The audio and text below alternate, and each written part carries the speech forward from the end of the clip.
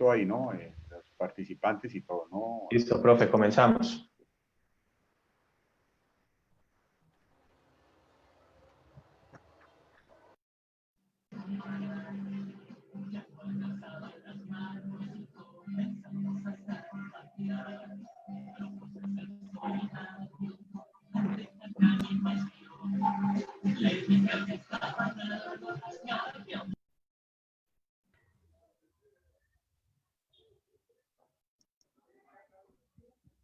Doctor Javier, buenas tardes. Ya estamos acá en vivo para toda la comunidad. Muy buenas noches a todos. Bienvenidos a este en vivo de la Escuela de Derecho y Ciencia Política de la Universidad Industrial de Santander, un ciclo nuevo que abrimos y que compartimos con toda la comunidad, donde vamos a abordar temas de vital importancia y en esta tarde un tema muy importante, muy vital que nos toca a todos.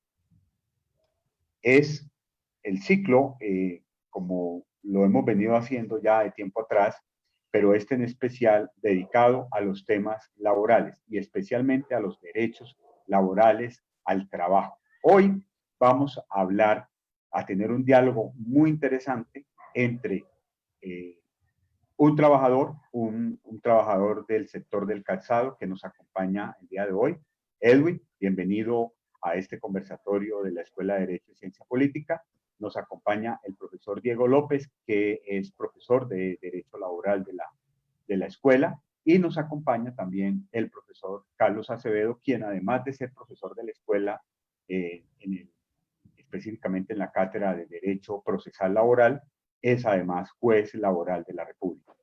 Vamos a tener un diálogo muy interesante entre un profesor, un juez y un trabajador sobre los derechos y sobre todo lo que ha implicado o lo que implica hoy en día y seguirá con sus consecuencias el tema de la pandemia, las medidas excepcionales del gobierno y, por supuesto, de todas las cosas que nos han golpeado con esta excepcionalidad que estamos viviendo. No hay aspecto que más nos haya golpeado o que más nos llame la atención a nosotros, como es el tema del empleo. Quisiéramos saber cuántos empleos se han licenciado desde que empezó la pandemia, cuántos empleos cuántos trabajadores han quedado sin sus empleos, cómo está la situación de los diversos sectores productivos de la ciudad específicamente, que es lo que nos interesa, cómo ha sido la respuesta del derecho, cómo ha sido la respuesta de los jueces frente a esta situación. Y por supuesto, aquí de lo que se trata es de apoyar, de colaborar, de hacernos también al lado de la parte más débil de esta situación, como es la de los trabajadores.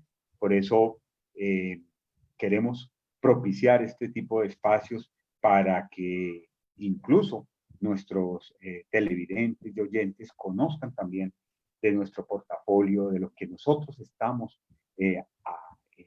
aportando desde el consultorio jurídico en favor precisamente de paliar y de ayudar en esta crisis. Bienvenido, profesor Diego López. En nombre de la Escuela de Derecho y Ciencia Política, quiero darle a usted las gracias por su trabajo, por la manera como se ideó este ciclo de conversatorio sobre derecho laboral. Es muy importante que en cabeza suya se desarrolle y cuente siempre con el apoyo de la Escuela de Derecho. Muy importante este ciclo de conversatorio, muy importante lo que hoy vamos a abordar entre el trabajador, el juez y el abogado profesor. Vamos a tener un diálogo bien fluido, bien interesante y yo sé que va a ser muy fructífero para todos. Igualmente, abiertas para todas las preguntas, los que quieran preguntar, los que quieran opinar, bienvenidos. De eso se trata este ciclo de conferencias que propicia y estimulamos desde la Escuela de Derecho y Ciencia Política, que está cada vez, y ese es el sentido, más comprometida con las necesidades de la gente. Bienvenido, profesor Diego, bienvenido, Edwin, bienvenido, Carlos, a este conversatorio sobre derecho laboral. Gracias, doctor Javier, por el apoyo también en todos estos espacios. Primero, pues saludar aquí a nuestros invitados, a Edwin. Él es trabajador de uno de los sectores más representativos de nuestra ciudad, el sector de la industria del calzado. También tenemos por aquí a alguien de la casa, que es el doctor Carlos Acevedo. Él es juez de pequeñas causas y también nos va a acompañar aquí con sus visiones sobre pues toda esta situación que estamos atravesando. Vamos a aterrizar un poco estos ejercicios académicos que se vienen haciendo para llevarlos un poco más a la ciudadanía, que es en donde se necesita la presencia del derecho, el conocimiento de los medios, de las cosas, digamos, o de las herramientas que se puedan llegar a tener a mano precisamente para garantizar todos los derechos fundamentales de nuestra ciudadanía. También pues agradecerle a todo el equipo técnico de la universidad, nuestros auxiliares y trabajadores de la universidad que nos apoyan para realizar este evento. Saludar a todas las personas que en este momento se conectan en este live de Facebook a través de la Escuela de Derecho y Ciencia Política. Y bueno, en este esfuerzo conjunto que se hace también desde el Consultorio Jurídico y el Observatorio de Derecho Laboral de la Universidad Industrial de Santander. Para ir entrando de una vez en materia, voy a iniciar en este conversatorio. Vamos a darle la palabra a Edwin. Quisiera dejar claro, digamos, que la idea de la participación un poco de Edwin en este espacio es que de lo que uno logra ver de la mayoría de los eventos académicos, se nos olvida un poco qué está pasando en la realidad, ¿no? Que es quizás a veces uno de los pecados de la academia. Y en este espacio, la idea es que nos cuenten de toda esa cantidad de decretos que se vienen haciendo, de toda esta política pública alrededor de la protección de la empresa y de la protección al empleo, cómo se está viviendo realmente estas situaciones por parte de los trabajadores de nuestra región.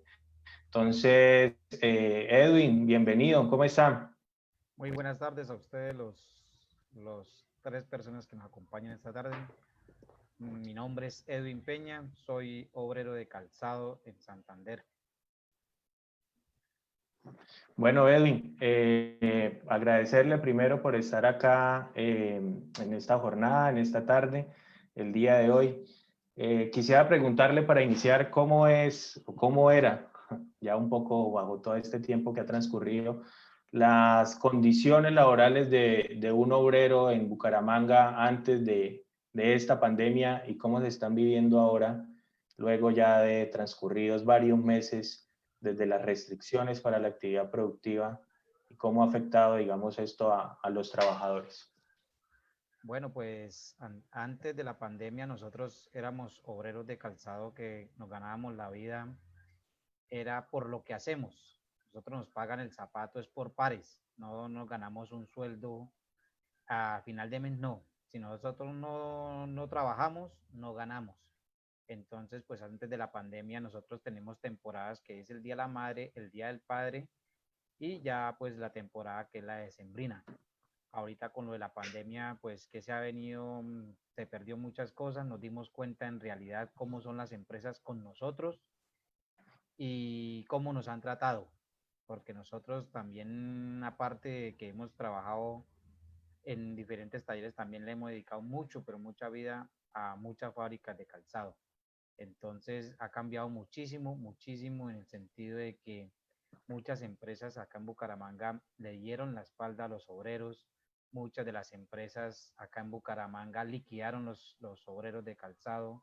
Otras no les pagaron su última quincena y otros cerraron sus talleres definitivamente. Entonces ahorita estamos pasando por una necesidad grande algunos compañeros porque pues en la familia tanto esposo como esposa son zapateros. Entonces, miren ustedes la realidad que hay en esa familia. Ninguno de los dos está ganando y sí están pasando muchas necesidades. Muchos de ellos han tenido que irse a vivir asentamientos humanos donde nunca estaban, como se dice, preparados para eso. Le ha tocado vivir muchas cosas que no también nunca se habían imaginado. Muchas de esas personas también tienen de entre 2, 3, 4 hasta 5 hijos. Entonces le han tocado reinventarse, muchos de ellos les ha tocado salir a las calles a vender, de volver de pronto a otros trabajos como la construcción como ayudantes, la señora hacer oficios varios, trabajo por días. Entonces hay mucho, pero mucho desempleo ahorita con esta pandemia. Porque también las fábricas, hay algunas fábricas, algunos talleres o algunos satélites no estaban en la Cámara de Comercio, no estaban inscritos y al no estar inscritos tampoco pueden sacar permisos pues para laborar, por lo que el gobierno nacional les propuso, les dijo que tenían que sacar unos permisos para que tuvieran los empleados a trabajar.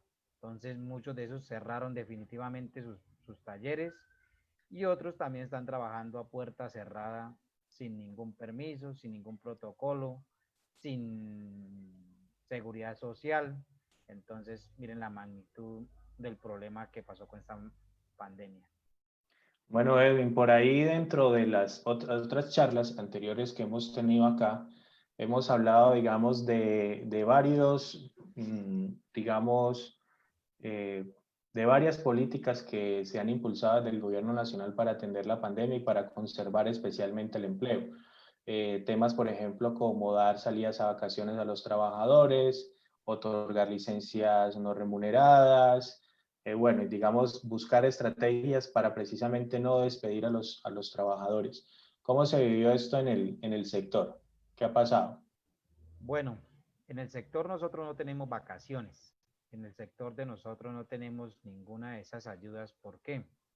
Porque como nosotros trabajamos es por lo que hacemos y no trabajamos por un sueldo. Entonces resulta y pasa que las grandes almacenes de cadena le hacen a ellos un pedido, 3.000, 4.000 pares. Entonces nosotros, por ejemplo, en enero, en febrero se hace la primera feria del calzado y ahí llegan los compradores de todas las ciudades, de a veces de otros países también, vienen, compran zapatos, hacen sus pedidos y de ahí se empieza a elaborar hasta que se terminen los 3.000, 4.000, 5.000, 6.000 pares. Entonces ya cuando terminamos esos 6.000 pares, si no hay pedido, nos mandan también para la casa. Con esto de la pandemia, pues todo eso lo que dijo el gobierno de ayudar a las empresas que tenían sus empleados todavía trabajando, pues para nosotros no hay porque nosotros, vuelvo y le digo, nosotros si no trabajamos, no ganamos. Entonces, por ejemplo, eso de que al patrón si tiene sus empleados se le va a dar una parte, no hubo nosotros. Vacaciones no remuneradas tampoco, porque nosotros no tenemos eso. Y despidos, sí, eso hubo masivos, despidos, pero sin ningún aporte económico. Valga también, quiero aclararles a ustedes, pues que del 100% de las fábricas en Bucaramanga, casi el 70, el 80% le dio la espalda a sus obreros. El 20% hay empresas que han ayudado mucho, pero muchos de sus obreros han tenido sentido de pertenencia con ellos en brindarles un mercado, de prestarles plata, en estar pendiente de ellos. Entonces, nosotros ahorita con lo del gobierno tampoco, nosotros no tuvimos, muchos de los compañeros no tuvieron ni bono solidario, ni mercados, ni nada, no salieron beneficiados absolutamente en nada. Nos ha tocado salir pues a la calle a hacer a veces plantones, pero tampoco ha sido de mucha ayuda. El gobierno ha dado por ahí 300 mercados, pero como usted mismo lo decía ahorita al empezar el programa, somos la gran mayoría de la economía en Bucaramanga. Entonces, Cuántas personas calcula usted que trabajen en el el sector, sector que se calzado, queden mire, afectadas por lo que usted está contando? son casi alrededor de 5.735 fábricas, talleres, satélites, chusitos de fábrica de calzado. Entonces, vamos a hacer la multiplicación por 5 nomás. ¿Cuánto nos da el ¿Por qué por total? 5? Porque, digamos, por ejemplo, en un taller hay una guarnecedora, hay una armadora, hay un cortador, hay un soldador y hay una emplantilladora. Entonces son 5 personas. Y esos 5 personas por taller, ¿no? Hay fábricas que, por ejemplo, acá en Bucaramanga son 150 empleados, otros 100, otros 70, 50, 30, pero hagámoslo más por 5. Son 25, solamente mal contados son 25.000 familias ahí nomás, ¿sí ves? Entonces, el gobierno departamental solamente ha entregado 300 mercados para el sector calzado, por mucho. Entonces, imagine cuántas personas se están quedando sin esa ayuda. No sé cómo el gobierno le dará las ayudas o los bonos a las personas, cómo será cómo le dijera yo, o sea, cómo hacen ellos para poder hacer lo de los bonos. No sé cómo será la maquinaria, cómo será la estrategia que ellos hacen, o no será, no sé cómo lo hacen, pero de verdad que en los dos grupos, yo tengo dos grupos de WhatsApp, suman 300 personas más las del grupo de Facebook, que son 2.166 integrantes, y casi a la gran mayoría de ellos no les han colaborado absolutamente con nada. No tienen bonos, ni mercados, ni ayudas del gobierno, de nada. Entonces, para que nos demos cuenta en qué vamos. Bueno, Edwin, y ahora que digamos veníamos en una dinámica que en este momento está en vilo de retomar las actividades, ¿se están retomando? ¿Qué medidas también de seguridad se están dando para los trabajadores? Bueno, en eso, bueno, digamos, del 100% de las fábricas de calzado, casi el 50% tienen cerradas sus fábricas. El otro Ujú. 50%, del 50%, 25 las tienen a puerta cerrada y 25 tienen los protocolos que el gobierno les ha implantado, que son lo de bioseguridad, lo del seguro y todas esas cosas. El otro 25% están trabajando a puerta cerrada, no tienen ningún protocolo, ningún permiso. Y el otro 50% pues absolutamente cerraron las fábricas porque no van a hacer todos los protocolos, tampoco están en la Cámara de Comercio, entonces implica muchos gastos para ellos, entonces pues tienen cómo sostenerse en el resto de año. Entonces ya digamos después de este año en enero vuelven a abrir sus empresas, sus fábricas, sus talleres y así pues lo han manejado y lo han venido haciendo. Entonces, del 100% de la zapatería en Bucaramanga, solamente el 50%, y como yo le digo, están trabajando así. Otros de las empresas, por ejemplo, tenían un pedido ya hecho, que eran de 3.000 pares, entonces mandaron a llamar a todos sus empleados, terminaron ese pedido y ya los mandaron para la casa. Muy bien, Edwin, ¿y qué están haciendo esas familias? ¿Qué están haciendo los compañeros que usted conocía que de pronto han sido desvinculados y que no están trabajando? Pues no, Porque, es decir, día a día nos la pasamos por acá en la universidad estudiando todos los decretos que ya son incluso desbordantes en términos de la cantidad, pero ¿qué incidencia ha tenido eso en la vida de los trabajadores, en especial de aquellos que resultaron afectados?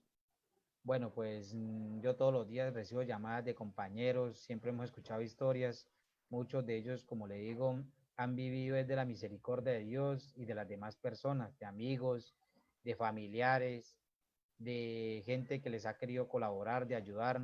La semana pasada una muchacha ya tenía 3 meses de arriendo, el señor le dijo pues que él le regalaba los 3 meses de arriendo, pero que le desocupara. No tenía ni plata, no tenían cómo, no tenían ni mercado, le tocó irse a invadir un terreno por allá para el lado de Colorados. Entonces, imagínese usted una mujer con 2 hijos, el esposo y ambos zapateros, entonces les tocó salir a rebuscarse pidiendo en las calles. Otro les ha tocado, otro les ha tocado ponerse a vender tapabocas, otros a vender verduras, otros a vender cosas, cualquier cosa, les dan para vender camisas, les dan para vender pantalonetas, zapatos, entonces ahí van ganando pues un porcentaje y así se vienen ganando la vida. Otras personas pues en realidad no están trabajando porque lo único que saben en la vida es pues la zapatería y por ahí se han bandeado es con una frase que cogieron algunos empresarios de barbachas. Barbachas significa que usted no tiene ni liquidación, le bajaron al zapato, le quitaron el transporte, entonces solamente van por un sueldo que si el zapato antiguamente lo pagan a usted a 1.600, lo están pagando a 1.100, 1.200, 1.000 pesos, 900 pesos. Y entonces si se hacen 100 pares, 200 pares, haga la cuenta cuánto valen 200 pares a 900, 2 por 9, 10, 2 por 9, De, 18. Entonces, eso es lo único que están ganando y a veces no ganan sino 100.000 pesos, 50.000 pesos, 60.000 pesos. Según lo que haya en ese tallercito para hacer, pues ellos hacen su barbacha y listo.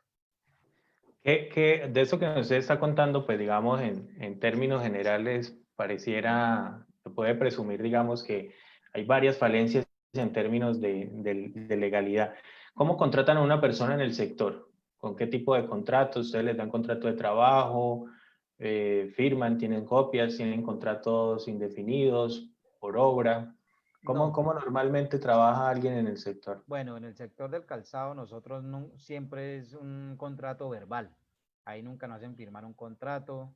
El día que el patrón quiso a usted echarlo, lo echa y ya. No hay nada que usted firmó, no hay nada que usted lo vincule a una empresa, ni nada de eso. Ahí usted, por ejemplo, llega y, por ejemplo, si están necesitando un soldador, ¿usted qué hace? Usted llega a una empresa de calzado, hace su muestra, si al señor le gustó y a usted le pareció bien el precio, entonces se queda trabajando.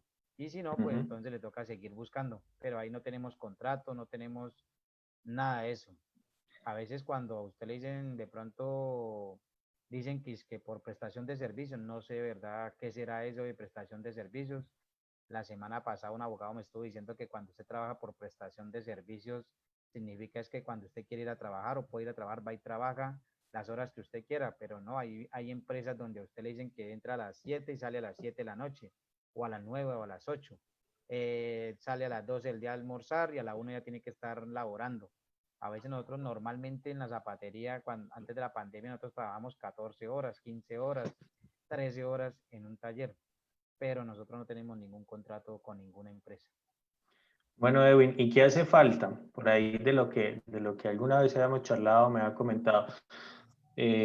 Digamos, de lo que le escucho, pues no parece que todas las apuestas del gobierno nacional en términos de conservación del empleo hayan aplicado mucho en un sector que en todo caso con las medidas sanitarias podría llegar a retomar, pero lo que usted nos cuenta es que muchos se encuentran en la informalidad y se hace difícil que accedan a todos estos apoyos.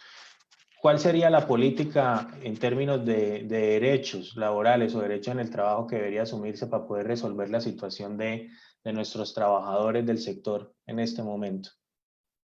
¿Cuál sería el derecho? Pues ¿Qué hace falta? O sea, ¿qué medidas hay que tomar? Hay muchas propuestas en este momento. Se ha hablado, por ejemplo, de una renta básica, de establecer a favor de la ciudadanía que se encuentra en estas condiciones auxilios económicos mientras pasa la pandemia. Otros han apostado más a dar subsidios de salario, que es lo que en este momento tenemos para las empresas. ¿Qué hace falta? ¿Qué hace falta para que podamos retomar al empleo y garantizar los derechos de los trabajadores del sector? bueno, ¿qué hace falta? Pues para mí yo creo que sería un poquito más que el gobierno se interesara más por la clase obrera y se interesara un poquito más por esos talleres, o sea, por esas fábricas de calzado, no tanto calzado, sino también carpinterías o mecánicos. Muchísimo sería que ellos de verdad tuvieran personas en el gobierno o en los puestos de trabajo donde los tienen, que de verdad que si usted, por ejemplo, le hacen un CISBEN, si usted cuando le hacen un CISBEN sabe lo que usted tiene, lo que usted quiere, lo que usted trabaja, pero de muchos, le voy a decir una cosa, muchos de los bonos que dieron el gobierno nacional le llegaron a personas que tenían plata, que tenían locales, que tenían hasta 3 y 4 casas, de personas que estaban trabajando, de personas, o sea, que no necesitaban un bono. Si usted, por ejemplo, llega y le dice al gobierno nacional, vamos a poner el CISBEN para las personas, si usted con el CISBEN sabe que usted es una clase obrera, que es zapatero, que es carpintero o que es mecánico, sabe que en estos momentos no hay cómo usted subsistir, yo creo que ahí el gobierno donde tiene que llegar y poner de verdad gente a trabajar y que haga bien su trabajo y de verdad le lleguen los bonos a las personas que verdaderamente lo necesitan, porque es que la verdad, nos sentimos muy decepcionados con este gobierno porque primero que todo le da un subsidio a usted de 160.000. Dígame usted, profesor Diego, ¿qué podía hacer una familia de 4 muchachos pagando arriendo de 400.000 pesos? Por poquito que usted mire, nosotros en el mundo de nosotros, digamos de pronto 20.000 pesos que gastamos tanto en desayuno, almuerzo y comida es lo que gastamos. Y eso yo estoy diciendo 20.000. Hay unos que gastan 10.000 pesos o 15.000 no más, porque a veces se van de agache con el desayuno, disculpe la palabra. Entonces, esto, 160.000, dígame usted para qué, no digo que no es plata, sirve, pero digamos para una familia que paga arriendo, servicios, tienen 3 y 4 muchachos, ¿usted cree que sirven 160.000? Yo creo que no. Yo creo que sería muy bueno que esa idea la estudiaran un poquito más y ayudaran al sector calzado. Otra cosa que de pronto nosotros también estamos pidiendo es que el gobierno, por ejemplo, ya sabe cuáles son las empresas en Bucaramanga, cuáles son las fábricas, que con ellos se llegue a un acuerdo donde le rebajen el 50% de pronto de lo que deben a la Cámara de Comercio, o con los protocolos el gobierno también sea el 50%, lo coloque el gobierno y el 50% lo coloque el fabricante de calzado, el patrón. Entonces sería bueno para nosotros. Otra cosa que también a nosotros nos gustaría como empleados de calzado que el gobierno nos ayudara con capacitaciones en otras áreas de trabajo, por ejemplo, como en la panadería, como de pronto en mecánica de motos, construcción o en alguna otra cosa que aparte nosotros nos podamos ganar la vida, aparte de la zapatería. Otras cosas que estamos pidiendo es que de pronto el gobierno, tantos lotes que tiene, tantas casas que tienen vacías, que le han quitado a personas, tantas maquinarias que ellos tienen también guardadas de calzado, deberían de también decirnos, mire, acá hay esta casa, le vamos a dar 6 meses, le vamos a prestar un dinero y ustedes saquen su producto, se lo ayudamos a impulsar. Si nosotros vemos que en 6 meses ustedes no han hecho nada, nosotros le quitamos toda la ayuda.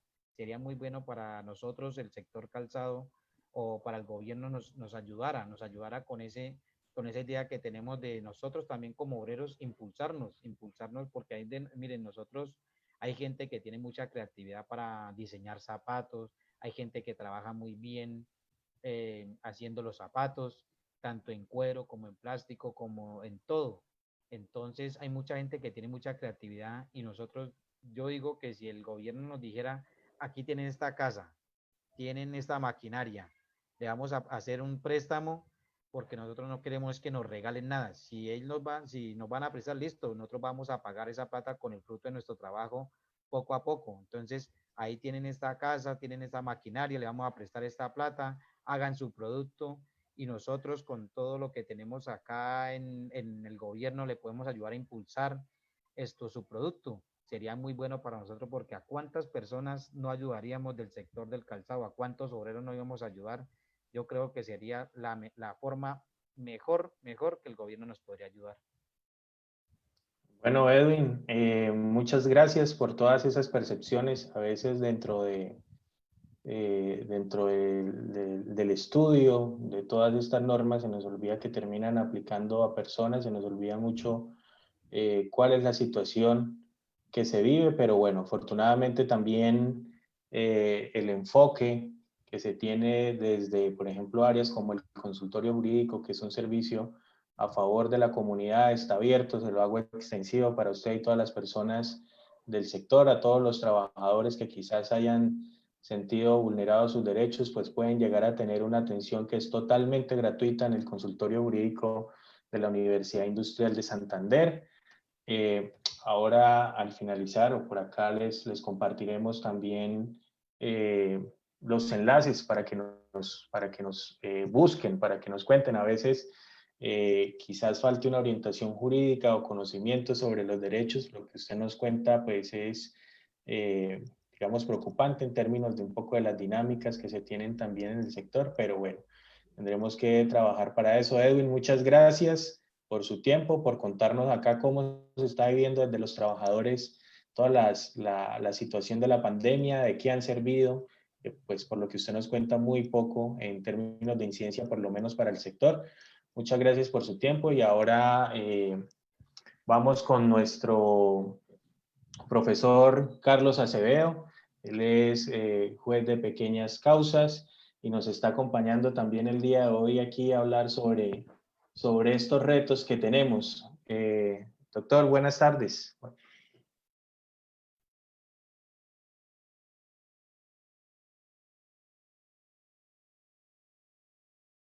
Doctor Carlos, buenas tardes. Si quiere, por favor, active el micrófono. Buenas tardes, buenas tardes, buenas tardes, buenas tardes, buenas tardes, buenas tardes. Yo ya saludé a todo el mundo, entonces no mentiras. Buenas tardes, Diego, buenas tardes, Edwin. Buenas tardes a todos los que nos están acompañando Bueno, y doctor. virtualmente. Cuéntenme, respondo. Bueno, primero agradecerle por estar aquí en este espacio con nosotros. Los retos que se nos vienen son muchos con toda esta situación que estamos vivenciando. Más que nunca necesitamos del acceso a la justicia, más que nunca también necesitamos que haya mucha celeridad. Quizás un poco los comentarios que uno escucha es que se van a venir una avalancha de reclamaciones judiciales que pueden llegar también a poner mucho más lenta la justicia de lo que las expectativas de la ciudadanía muchas veces tienen, ¿no? Respecto de cuando acuden al sistema judicial. Hay unos cambios que en este momento son, digamos, ya muy importantes. Se nos viene a parecer la digitalización de la justicia.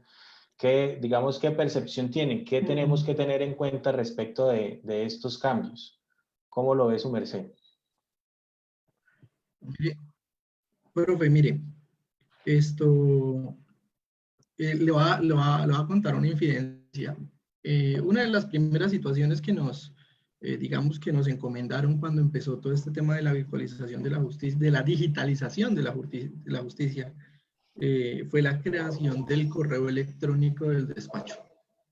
O sea, habían despachos en Colombia que todavía no contaban con un correo electrónico institucional. Ya, yo creo que ya en todo el tiempo que ha pasado, sí, existe digamos, una creación de los usuarios necesarios para efectos de decir que cada despacho judicial en Colombia tiene, y si no todos, la mayoría tiene un correo electrónico institucional. Pero lo que le quería decir no tenía que ver con eso, sino con el uso de ese correo y lo que eso ha representado para efectos digamos, de la administración de justicia. Y me parece hasta jocosa la situación porque nos solicitaron a los jueces que utilizáramos determinadas aplicaciones en nuestros celulares, ¿sí? Para efectos de estar pendientes de lo que ocurría con el correo del despacho, que hay que estar pendientes, que no es solo la secretaria, que son todos, bueno, miles de cosas. Y, y el primer gran momento como de donde se da uno cuenta del cambio de estructura, del cambio de vivencia fue, imagínense, el domingo a las 3:45 de la tarde. ¿Sí? Y uno dice, domingo 3:45 de la tarde, pues sí, el asunto es que se envía una solicitud de un abogado, ¿sí? Un domingo a las 3:45 de la tarde solicitando celeridad procesal, ¿cierto? Y esa notificación le está llegando el juez el domingo a las 3:45 de la tarde. ¿Sí? Entonces, de entrada, eso ya es un cambio de paradigma porque se supone que cuando usted salía del despacho el viernes a las 4 de la tarde, ¿sí? Usted solo quedaba disponible para temas relacionados eventualmente con un habeas corpus, con la disponibilidad para resolver ciertos asuntos, pero usted ya salía del despacho. ¿Sí? Hoy en día el despacho ya no sale, usted ya no sale del despacho y siempre está, digamos, recibiendo esas solicitudes y sabe en tiempo real cuándo le llega. Entonces, que digamos que hay un primer cambio de paradigma y es que para los usuarios de la Administración de Justicia, el acceso a la Administración de Justicia vía digital, ¿sí? Va a ser 24/7, mientras que para los funcionarios de la Administración de Justicia, digamos, sigue siendo, ¿sí? Las clásicas 48 horas de trabajo a la semana y que el sector público tienen un poquito menos. Entonces, fíjese ese cambio ya de entrada, ¿cierto? Y fíjese lo que puede llegar a significar eso. O sea, el usuario de la Administración de Justicia, al ver digamos, la conexión es en tiempo real, pues lo que va a estar esperando es, ¿sí? Una Administración de Justicia casi que en tiempo real, ¿cierto? Lo que nosotros pedimos del WhatsApp, lo que pedimos del Facebook, lo que pedimos de las diferentes redes sociales que manejamos, pues se lo vamos a pedir a la Administración de Justicia. Y entonces ahí viene el tema, el primer tema, digamos que desde el punto de vista estructural. ¿Será que los juzgados están capacitados para hacerle frente a una administración de justicia digital? ¿Sí? Porque yo lo hablo por mí y por la experiencia que hemos vivido al interior del despacho de pequeñas causas. Nosotros somos el juez y 3 empleados judiciales. ¿Sí? Y entonces ya tenemos que tener una persona encargada del correo. O sea, todo el tiempo. todo el tiempo. A los 4 días esa persona estaba que no podía, se estaba diciendo, no, yo después de las 4 de la tarde no reviso, voy a revisar hasta la semana siguiente, hasta el día siguiente, porque se encontró también con esas situaciones, ¿sí? Y ya el culmen del asunto fue cuando termina uno recibiendo un correo, vuelvo y digo, y puede que suene, pero es lo importante de esa situación, un correo pidiendo celeridad a las 4 y a las 3 y pico de la tarde de un domingo. Sí, claro. ¿Cierto? Entonces, es un cambio de cultura. ¿Y qué recomendaciones se le pueden dar al litigante? Porque aquí también tendremos mucho, en especial en estos jugados de pequeños causos con nuestros estudiantes. Sí, volvemos a ese punto. Entonces, primero, terminar la respuesta inicial es el tema del carácter estructural. ¿Será que la rama judicial, será que los despachos en su personal están preparados para ese cambio? ¿Sí? O para responder en tiempo real a las solicitudes de administración de justicia. Ese es el primer gran interrogante. Solo el tiempo lo dirá. Solo el tiempo dirá. Lo que sí es que hay ya algunos despachos que solicitaron y hay algunos que ya les concedieron un funcionario adicional. Entonces, si con la oralidad se requerían más despachos y más funcionarios judiciales, porque el juez iba a estar pendiente de todas las audiencias en todo momento y no podía estar pendiente de otras cosas, pues ahora se van a necesitar más empleados judiciales. Esa es, digamos, la conclusión desde la estructura de los despachos judiciales. Ahora, esto, si usted me pregunta por el tema del abogado litigante, ¿sí? ¿Y qué recomendaciones se le pueden hacer al abogado litigante? O digamos que, como lo mencionamos al comienzo, al estudiante de consultorio jurídico, digamos desde la digitalización de la administración de justicia, ¿sí? La primera necesariamente es que hay un incremento, ¿sí? O digamos que hay una insistencia en el principio de buena fe procesal. De que las partes al interior del proceso, o sea, si en el tráfico particular normalmente las partes intervienen en ejercicio de su buena fe, hoy en día el principio de buena fe se cumple básicamente y se atiene la administración de justicia a ese principio. Y lo digo en el entendido que hoy en día es el demandante el que señala la dirección de notificaciones, ¿sí? Del demandado. Es el demandante el que señala dónde puede ser notificado o contactado virtualmente el testigo, el perito y demás, ¿cierto? Que imagínese usted una práctica de testimonios con un perito, con un testigo, ¿cierto? Donde usted no sabe quién rodea al testigo. ¿Sí? En este momento, pues nosotros estamos viendo a Diego, estamos viendo yo estoy viendo ya la foto de Edwin, la foto de Santiago, ¿cierto? Pero en este momento yo no puedo, ¿sí? No puedo ver quién está enfrente suyo, quién está al lado suyo, qué tiene usted en las manos, ¿sí? Entonces eso, por ejemplo, la práctica de un testimonio va a ser en ejercicio de la buena fe procesal, ¿sí? La norma del decreto 806 de 2020 nos dice que también el demandante tiene que, a la hora de proponer una demanda, señalar cuál es el medio digital mediante el cual se puede contactar al demandado. Y si no lo tiene, pues hará las mismas gestiones para una notificación personal conforme al Código Procesal del Trabajo. Pero fíjese que es el demandante el que tiene que decir cómo obtuvo esa dirección, cuáles fueron las razones y demás. ¿Sí? Entonces, digamos que eso en el tráfico jurídico diario, en el folclore diario, donde se dice que la buena fe no se presume, sino que es la piensa mal y acertarás, ¿cierto? Sí. Pues genera muchas contradicciones. ¿Sí? Genera muchas contradicciones. O sea, uno no podría plantarle eso a un sociólogo porque el sociólogo dice no, ¿cierto? Va a ser el primero que nos va a saltar. Entonces, de entrada, claro, que a las claras, si la legislación que se implementó por el tema de la pandemia piense que va dirigida, no va a superar la pandemia, va dirigida a implementar el uso de las TIC. ¿Sí? Es decir, es una legislación que tiene vocación de permanencia en el tiempo. ¿Sí? Es decir, que va a estar implementada, incluso yo creería que si se estaba digamos, gestionando una reforma al Código Procesal del Trabajo, pues ahora va a tener muchísimo más que ver el tema de la digitalización de la administración de justicia, ¿cierto? Y dice agilizar el trámite. Entonces, piense que en virtud de ese principio de buena fe, ¿sí me están escuchando bien? Sí, doctor, yo le estoy escuchando. Sí, es que vi que se pararon un poco las imágenes. Sí, en virtud de ese principio de buena fe va a ser muy importante porque a la larga, ¿cierto? es el apoderado del demandante, es el apoderado del demandado el que va a tener que acogerse también a ese principio de buena fe y decir, bueno, vamos a trabajar con la virtualidad porque la segunda finalidad del decreto 806 es agilizar el trámite. ¿Sí? Y miren que estamos en un ambiente en donde es tan fácil hacer esto. Sí, claro, o congelar, ¿no? Quizá. La ¿Sí? mediación O de sea, la sí, prueba se va a complicar, ¿no? ese es un tema y es donde, nuevamente, ejercicio de buena fe. Deberes de las partes, actuar de buena fe en cada una instancia procesal y con lealtad procesal. ¿Cierto?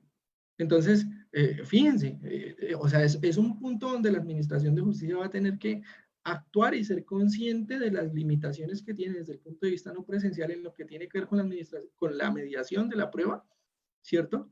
Y con el manejo de las partes en audiencia dentro del qué, digamos, dentro de ambientes virtuales como lo es, por ejemplo, Teams, Zoom, etcétera. ¿Ya?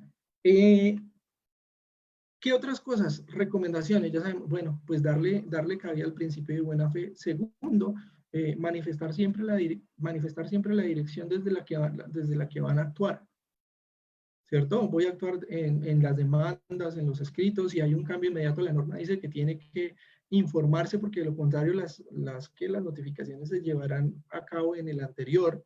Ese principio de lealtad procesal también se vuelve importante porque fíjese que la parte tiene que enviar una copia de todos los memoriales que llegue al expediente a la contraparte y a los sujetos procesales. Entonces, ya no es yo solamente voy, dejo el memorial y si la otra parte lo mira, no lo mira, no, ya es la parte la que tiene que ser consciente, ¿cierto? De que tiene que enviar ese memorial para la contraparte, ¿cierto? Entonces, nuevamente, buena fe, lealtad procesal, celeridad, ¿cierto? Y hasta qué punto, pues, eso nos va a llevar, digamos, a un proceso libre digámoslo así, de contradicciones entre las partes, precisamente por esa desconfianza que siempre es la que ha orientado nuestros procesos judiciales, ¿no?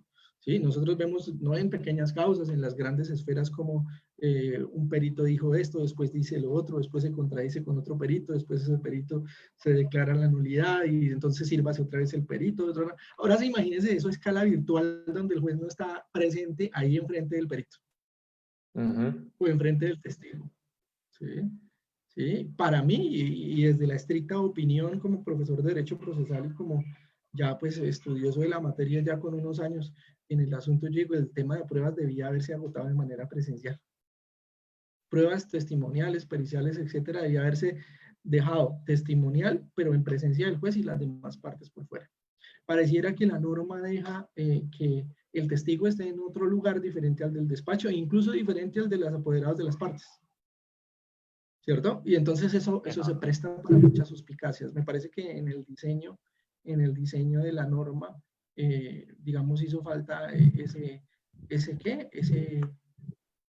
matiz de tranquilidad para las partes, ¿sí? En ese sentido. Pero bueno, entonces nos quedan de nuevo los principios generales del derecho para irnos hacia la lealtad y hacia la buena fe. Y pues eso es lo que todas las personas esperan, ¿no? Eso es lo que todas las personas esperan.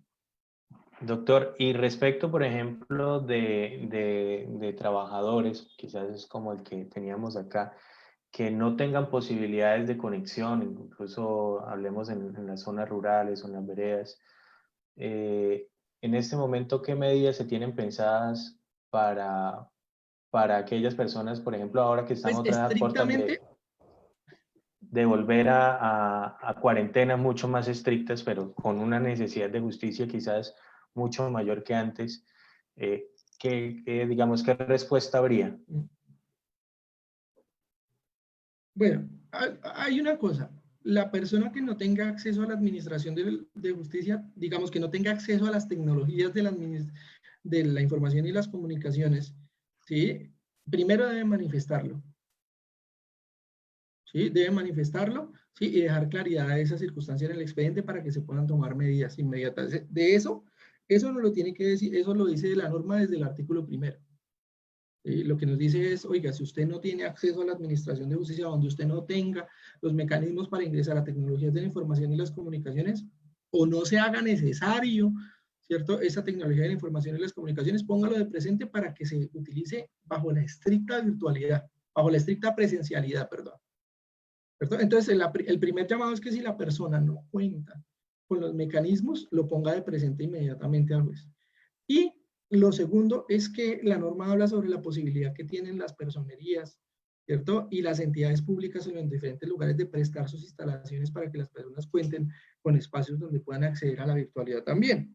¿Sí? Entonces, el artículo segundo nos habla de municipios, personerías o cualquier otra entidad pública que pueda facilitar, ¿sí?, la atención en el, digamos, en el escenario de llegar a ser necesario.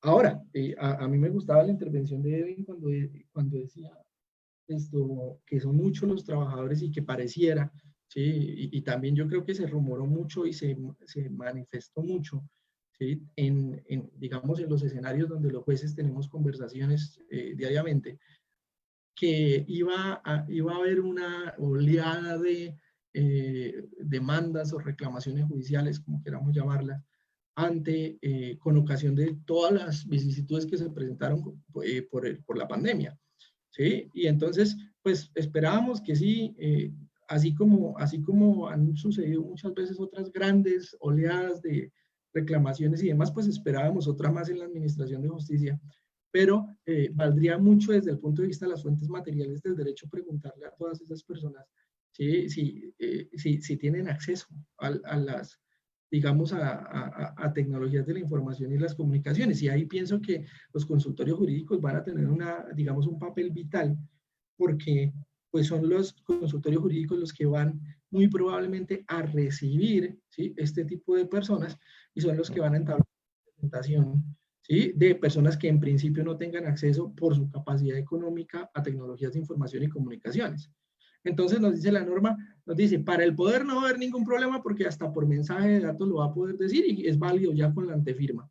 ¿Sí? Es decir, sí, yo fulanito de tal confiero poder, listo, ¿cierto? Sí. Entonces lo que va a suceder, ¿sí?, es que va a ser el apoderado el que va a tener que realizar ese tipo de comunicación, y en el caso del consultorio jurídico, pues inmediatamente señalar cuál es el correo institucional o el correo del consultorio jurídico al que tenga que comunicarse el despacho para señalarle cualquier acontecimiento del proceso, ¿no? Entonces, en esa medida, sí, digamos, la norma de la pandemia la contiene esa posibilidad, primero para las personas que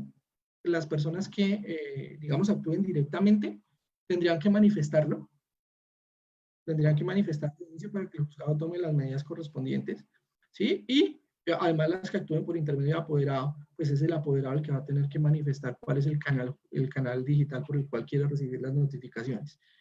Y también, pues, dejar la tranquilidad de que todas las partes están obligadas a remitir a los demás intervinientes del proceso las actuaciones que ellos deseen llegar al expediente, ¿sí? Entonces, tanto demandante como demandado, ¿sí?, tienen esa posibilidad.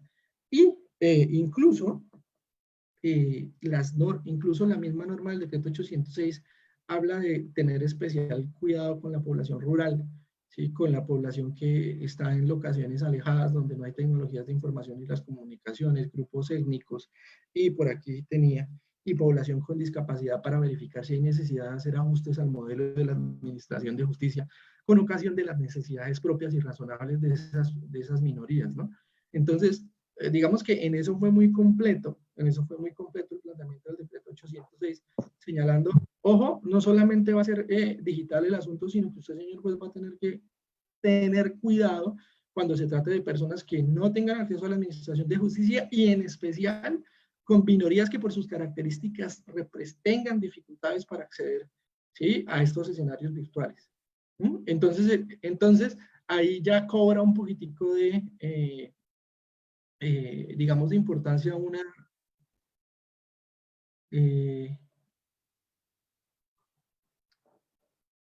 Siga, Doc, no se preocupe. Por aquí ¿sí? tal vez le llegó una notificación, Ahí pero va, continúe. Continúe. a tener importancia, esperen que perdí un poco el hilo. ¿Sí? Ahí va a tener importancia, pues entonces, el papel de los consultorios jurídicos, ¿sí?, y el papel activo del juez en el caso de que sean personas. de grupos minoritarios y que por sus características tengan deficiencias a la hora de ingresar, ¿sí?, a los escenarios virtuales. De ahí para arriba, pues el tema ya es de revisión de la norma, ¿no? Es decir, ¿sí?, de ponernos en concreto cuáles son los cambios en notificaciones, demandas, ¿sí? Y en ese escenario, pues ya hablaremos, pues, si hay el espacio correspondiente. Pues Doc, si quiere de una vez nos cuenta, ¿qué hay que tener en cuenta? Bueno, ¿sí? Bueno, el asunto es que el tema se nos reduce bastante. Presentación de la demanda necesariamente con el mensaje de datos, ¿sí? Y la norma nos habla que de la remisión de la demanda al demandado de forma inmediata. Bueno, eso es un ¿Cierto? cambio profundo en la dinámica de notificaciones, ¿no? Sí, ahora, ¿qué pasa cuando el demandado no tiene canales digitales? Sí, ¿qué pasa cuando el demandado no tiene canales digitales? Sí, esa es la que queda pendiente, porque el Código Procesal de Trabajo en eso sí tiene norma especial. ¿Sí? Y tendríamos que nosotros o a mi juicio tendríamos que nosotros que pensar en una salida como ese vacío que nos dejó la norma. ¿Sí? ¿Qué pasa cuando la persona demandada no tiene cuando no tiene un canal de comunicación, cuando no tiene un canal de comunicación digital? Pues allá habría que ver o habría que verificar cómo el ordenamiento jurídico soluciona esa situación desde el punto de vista del artículo 41. Es decir, permanecemos con la notificación personal, ¿sí? Habría que preguntárselo y pues eso se resolverá ya en caso en concreto. Recuerde que el mismo decreto 806 nos dice que el demandante deberá manifestar cómo fue que accedió al canal digital, ¿cierto? Y manifestarlo bajo la gravedad de juramento. E incluso señala que la parte afectada cuando no se entera de la decisión podrá manifestarlo en cualquiera de los eventos y hace referencia al artículo 132 del Código General del Proceso, que dice que agotada cada etapa el juez debe hacer un control de legalidad. Pues en esa oportunidad, pues el juez va a poder oír, digamos, porque la parte no tuvo el acceso a esa decisión o a esa comunicación. En el tema de expedientes, pues lo que promulga el decreto, ¿sí?, ¿Cómo se es por accede a la esa experiencia? digitalización. Es una de las grandes dudas. ¿Sí? Sí, el tema es, y ya estamos en ese camino en la Administración de Justicia, y es a la digitalización. En eso siempre yo he pensado que las grandes crisis traen grandes periodos de evolución, ¿no? Y en ese sentido, pues, me parece loable el interés del Consejo Superior de la Judicatura, ¿sí?, por digitalizar la totalidad de los expedientes. ¿Cierto? Claro que se requiere un esfuerzo, que se requiere tiempo, que se requiere, digamos, Dinero. manos, sobre todo manos para hacer esto y además recursos, ¿sí? Pero digamos que ya está dado el paso, ¿sí? Y el paso tiene que completarse, ¿sí? Con mayores o menores esfuerzos dependiendo del despacho y dependiendo de qué tan condicionado se encuentre. Pero lo que sí nos dice la norma es que, pues, yo me imagino que la norma entendió que ese proceso iba a ser un poquitico largo y dijo, si el expediente no se puede acceder en físico al expediente, pues las partes y las autoridades judiciales deberán colaborarle a las partes para obtener las piezas procesales que deseen. En particular, lo que estamos haciendo nosotros, ¿sí?, lo que estamos haciendo nosotros es que cada vez que nos van solicitando un expediente, o sea, además del periodo que ya tuvimos para escanear,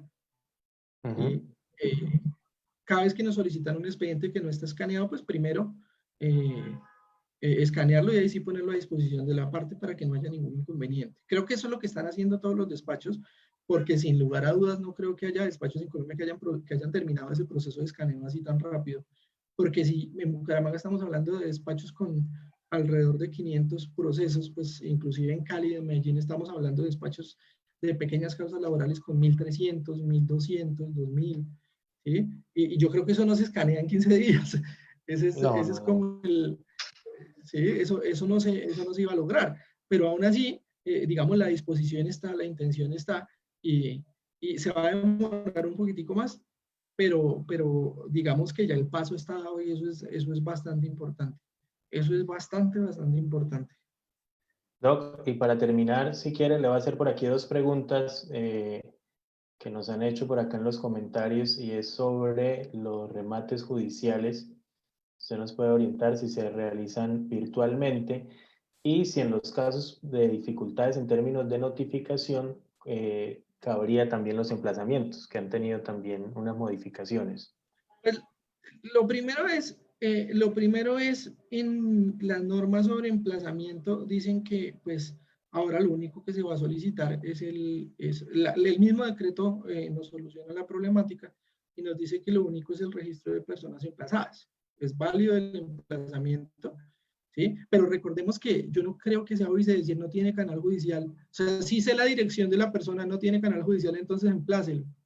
No creo que ese sea el derecho de las cosas. Recordemos que ahí va el punto de la lealtad procesal, donde yo decía, la finalidad del decreto es la virtualidad y agilizar los procesos, no hacer digámoslo así, que las partes vean menoscabados sus derechos fundamentales, ¿no?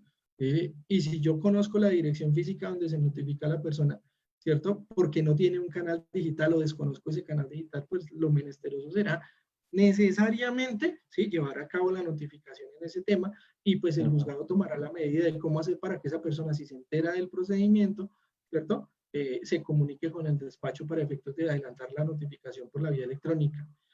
O sea, lo que yo estoy llamando es a recordar cuál es la finalidad de la norma y no que la norma está diseñada para sacar ventajas innecesarias de determinados vacíos, ¿sí? Entonces, volvemos al asunto. Si yo conozco la dirección de la persona, pero no sé, ¿sí?, el canal por el cual me puedo comunicar digitalmente con ella, pues seguirlo diciendo, no conozco un canal, pero esta es la dirección. ¿Sí? Y a partir de eso, pues se tomarán las medidas correspondientes. Recordemos que en el derecho procesal laboral hay un principio que es el principio de la libertad de formas, ¿cierto? Que le da un abanico de posibilidades al juez laboral infinito. Bueno, infinito desde el punto de vista práctico, ¿cierto? Sí, pero bastante amplio. Como límite, sí, pues pero tiene como límites los derechos fundamentales de las partes, ¿cierto? Entonces, como no hay ninguna norma que nos diga que en un estado de pandemia, ¿cómo hacemos? ¿Sí? Para notificar personalmente a una persona, ¿cierto? Si no conocemos el canal de notificaciones, pues el juez ahí tendrá el espacio suficiente desde el punto de vista procesal para diseñar una salida de esta problemática, ¿cierto? Pero lo que sí es del caso es que vuelvo y les reitero sobre todo a nuestros estudiantes, no se trata entonces de dejar de hacer la gestión, sino de obrar con lealtad procesal y decir, vea, mire, no conozco el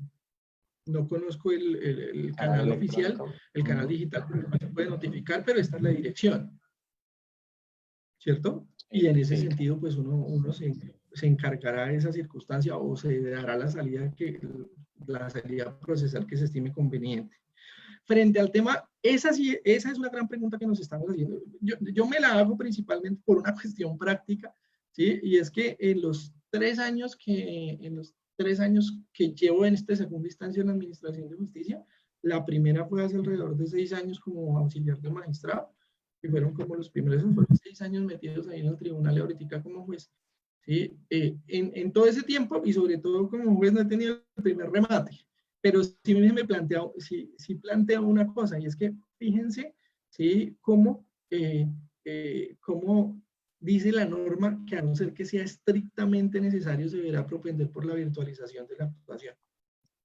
Entonces volvemos otra vez al principio de libertad de formas, ¿cierto? No se dice, no hay ninguna norma ni dentro del Código General del Proceso ni en el Código Procesal del Trabajo que diga cómo se hace una diligencia de remate sin la presencialidad, ¿sí? Pero recordemos entonces que el juez tendrá que, dentro de la libertad de formas, buscar, ¿cierto?, esa alternativa para que la no presencialidad no sea una circunstancia que limite, ¿sí?, la realización de la audiencia judicial. O en su defecto, si ya encuentra, le dice la norma que es estrictamente necesario, ahí sí llevarla a cabo y ahí sí, como dice la misma norma, nuevamente, bajo los criterios que establezca el Consejo Superior de la Judicatura y con el mismo Ministerio de Salud, ¿cierto? Entonces, digamos que si nos imaginamos un remate presencial, empecemos a imaginarnos que el juez también va a tener que tomar medidas, ¿sí?, a la hora de realizarlo sobre el cómo y cuándo. Bueno, ahora, doctor. No solo esa. Pensemos, perdón, Diego, pensemos en un tranquilo. eventual secuestro, en un eventual secuestro en un bien inmueble. Perdón, de pronto en el remate uno dice, pues uno se imagina el juzgado y se imagina otras cosas, pero imagínese un secuestro, entonces ¿será que le digo al demandado que vaya con la cámara del celular y me muestre el bien? Sí, ahí va a estar realmente La dirección del proceso del juez, ¿no? Que va a tener un papel también muy importante, pero bien complejo. Bien complejo. Doctor Carlos, pues agradecerle el tiempo, la aclaración aquí de tantas dudas. Es supremamente importante que pues personas como usted que hacen parte de la academia y también digamos que presten sus servicios a la justicia, orienten a nuestra comunidad sobre estos puntos, digamos, tan importantes y necesarios para estos tiempos y para estos momentos. Le agradezco mucho haber participado y pues espero más adelante nos pueda seguir acompañando en otros espacios. Muchas gracias. Muchas gracias a ustedes y desde que no me tenga que declarar impedido para un caso particular. No. Aquí tenemos mucho cuidado con eso.